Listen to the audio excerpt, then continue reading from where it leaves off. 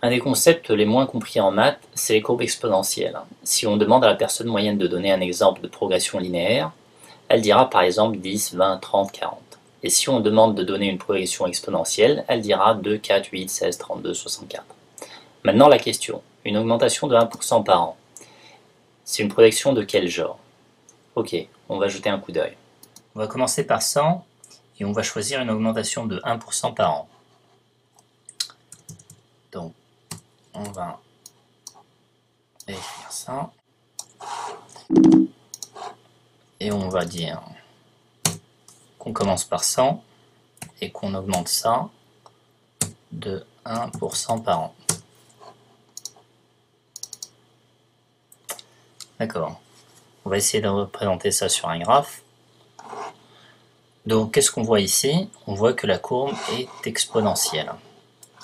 À partir de 300 ans, l'augmentation est exponentielle.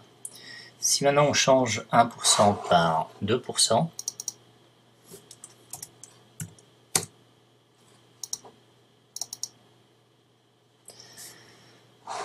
on voit que l'explosion est encore plus rapide et a lieu plus tôt. Si on change 2 par 10,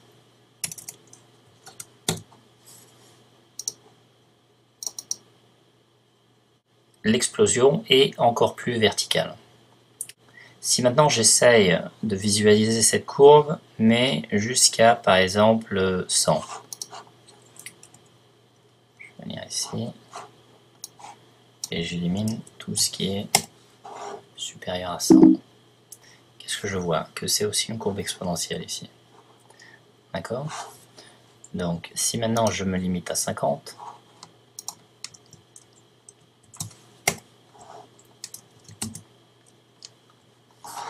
je vois que la courbe est aussi exponentielle.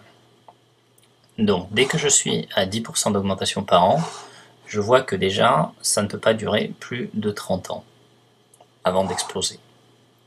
Donc si on a par exemple une création monétaire ou un taux d'intérêt sur une dette de 10%, on voit que ça ne peut pas durer plus de 30 ans.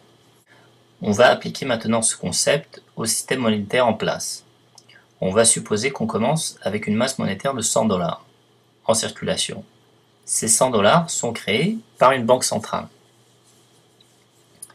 Lorsque la banque prête 100 $ avec intérêt, ça veut dire quoi? Que le montant qui devra être remboursé est de 100 $ plus intérêt. Donc on va essayer d'écrire ça. Donc on ne peut pas avoir ça, puisqu'en théorie, l'argent en circulation est de 100 $ seulement. En fait, c'est possible. C'est possible avec davantage de dettes. Donc, les 100 $ initiaux,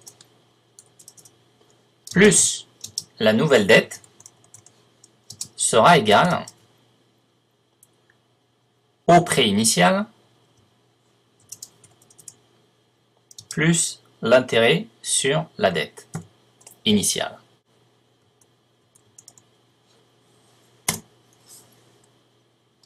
Et ainsi de suite. L'intérêt est payé avec davantage de dettes. Ce qui veut dire que dans ce système, la masse monétaire doit toujours augmenter.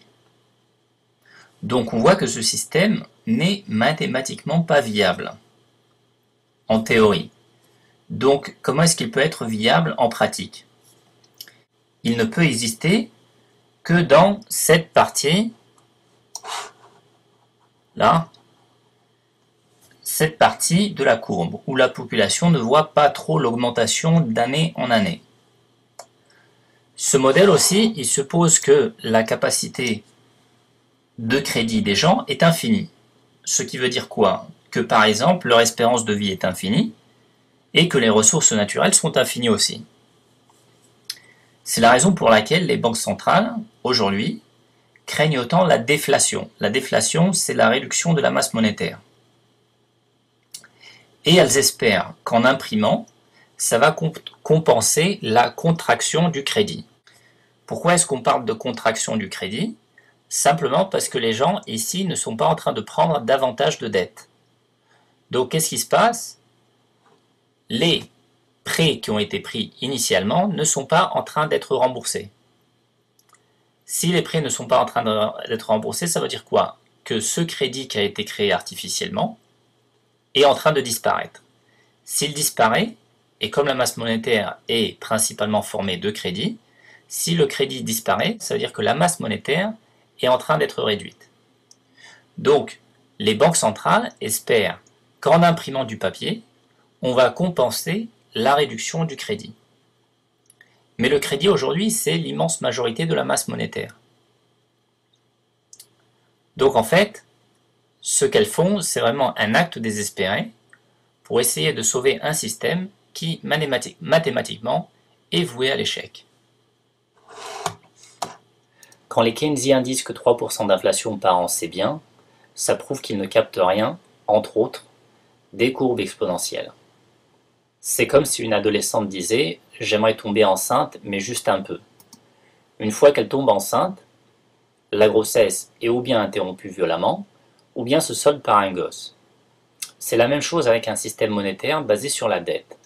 Il y a un intérêt sur cette dette, et cette dette ne va disparaître que lorsque le système implose. Une courbe exponentielle ne s'arrête pas là où on veut qu'elle s'arrête, et c'est pourquoi le système monétaire actuel est voué à l'effondrement. Il faut le remettre à zéro tous les 30 ou 40 ans, et aujourd'hui on est dans cette période. Et c'est pendant ces périodes où les gens sont confus et paniqués que les meilleures opportunités se présentent. Et c'est dans ces périodes qu'il faut plus que tout ne pas être en cash. Allez, merci.